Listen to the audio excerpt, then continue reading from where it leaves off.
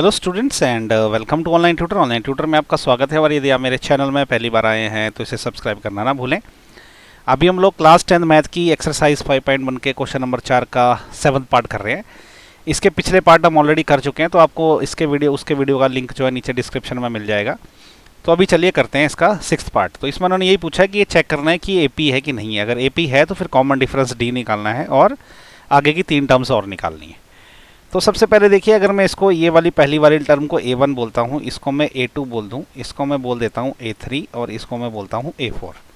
Okay, तो इनके बीच का डिफरेंस जो है d कैसे निकलता है, वो निकलता है a2 माइनस a1। ओके, तो a2 माइनस a1 मतलब -4 माइनस a1 क्या है, 0 है, तो ये -4 आ गया। फिर इन दो टर्म के बीच का डिफरेंस निकालेंगे हम, वो होगा a3 माइनस a2। ओके, तो वो हो जाएगा -8 और -4। ओके, तो ये हो जाएगा 8 प्लस 4, ये -8 प्लस 4, तो ये फिर से ये भी -4 आ जाएगा। वैसे ही अगला डिफरेंस इन दोनों के बीच का निकालना, तो वो होता है a4 माइनस a3। ओके, तो a4 क्या है, वो है -12, फिर माइनस a3 क्या है, -8 है। ओके, तो ये हो जाएगा -12 और +8, तो ये भी हो जाएगा -4।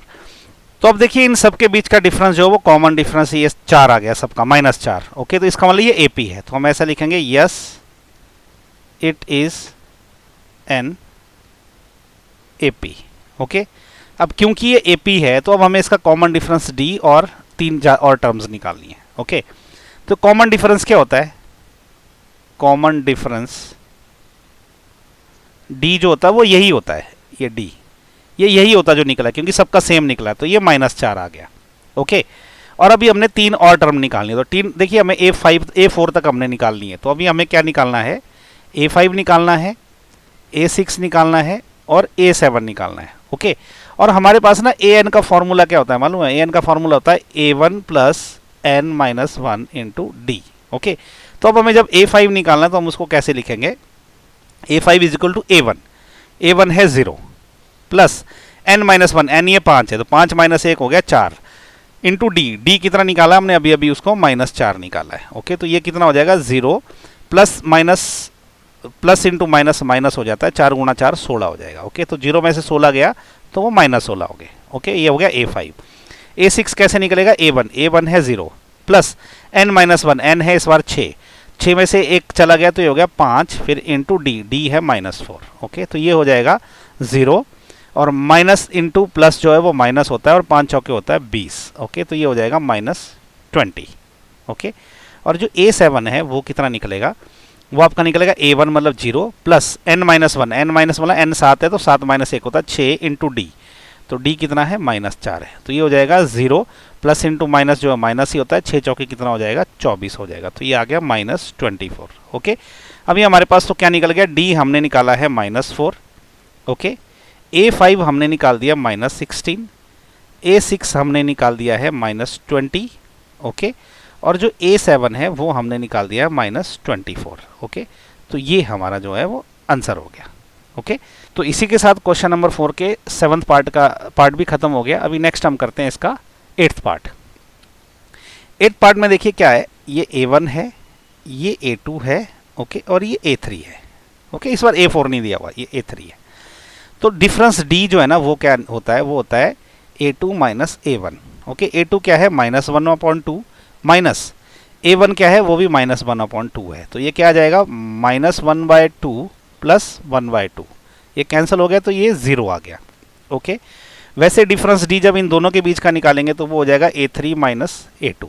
ये क्या हो जाएगा, माइनस आपका जो A3 कितना है वो है -1/2, फिर माइनस A2 कितना है, -1/2 है, तो ये कितना हो जाएगा, -1/2 माइनस इंटू माइनस प्लस हो जाएगा, तो ये +1/2 हो जाएगा, एक दूसरे को कैंसिल कर देगा, 0 आ जाएगा। देखो डिफरेंस सेम आ रहा है ना दोनों में D, तो इसका मतलब ये AP है। ओके, तो हम ऐसा बोलेंगे कि yes it is AP। Okay, अब AP है तो अब हमने D भी निकालना और आगे की 3 टर्म्स भी निकालना। तो D तो क्या हो गया, D तो यही होता है जो कॉमन डिफरेंस सबका आता है, तो D तो इसका 0 आ गया। ओके, तो अभी हमें A3 तक दे रखा है, अब हमने क्या 3 और टर्म निकालनी है, तो अभी हमने A4 निकालना है, A5 निकालना है और A6 निकालना है, क्योंकि 3 और टर्म निकालनी है। तो an का फॉर्मूला मैंने आपको हर बार बताया, वो क्या होता है, वो होता है a1 plus n minus 1 into D.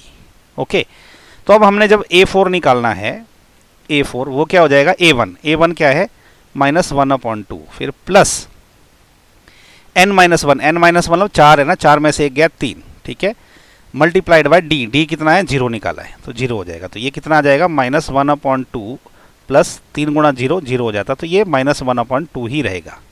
Okay, वैसे ही अगर मैं A5 निकालना चाहूँ तो वो क्या हो जाएगा, वो हो जाएगा A1 क्या है -1/2, ठीक है, प्लस A5 की जगह n की जगह 5 है तो 5 - 1 मतलब 4 मल्टीप्लाइड बाय d मतलब 0 हो जाएगा। तो ये हो जाएगा -1/2 प्लस 0, तो ये हो जाएगा -1/2।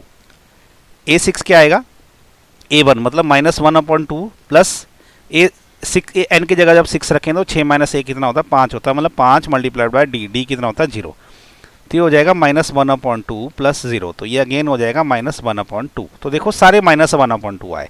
तो अब हमारा आंसर क्या है, हमने d क्या निकाल दिया 0। ओके, A4 हमने निकाल दिया -1/2, A5 भी निकल गया -1/2 और जो A6 है वो भी निकल गया -1/2। ओके, सारे -1/2 है, तो ये हमारा आंसर आ गया। ओके, तो इसी के साथ क्वेश्चन नंबर 4 का जो है 8th पार्ट भी खत्म हो गया। अभी नेक्स्ट हम करते हैं इसका 9th पार्ट। 9th पार्ट में क्या है, ये है A1, ये है A2, ये है A3 और ये है A4। ओके, तो डिफरेंस D क्या रहेगा, वो रहेगा A2 माइनस A1। A2 कितना है 3 है, -1 क्योंकि A1 1 है, तो ये हो जाएगा 2। फिर से D निकालेंगे A3 माइनस A2 करके, तो A3 क्या है 9 है, माइनस A2 कितना है 3 है, तो 9 में से 3 गए 6 रह गए। देखो डिफरेंस बराबर है कि नहीं है, जब ये बराबर नहीं है तो आगे निकालने की जरूरत ही नहीं है, तो हम बोल देंगे it is not an AP, क्योंकि किसी भी अगर कोई भी एक डिफरेंस अगर गलत आ जाए ना, मतलब अलग आ गया, तो इसका मतलब ये AP नहीं है, और अगर AP नहीं है तो आगे कुछ करने की जरूरत नहीं, ना D निकालना है ना आगे की 3 टर्म्स निकालनी है। ओके, तो ये आ गया इसका आंसर।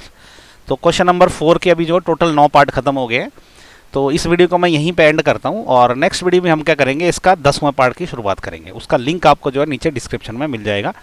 और आपको मेरे वीडियो अगर पसंद आ रहे तो इनको अपने दोस्तों के साथ लाइक शेयर और सब्सक्राइब करें, और मेरे चैनल को जो है ज़्यादा से ज़्यादा अपने लोगों के बीच में, दोस्तों के बीच में जो है इसको प्रमोट करें। So thank you so much for watching my video. Thank you.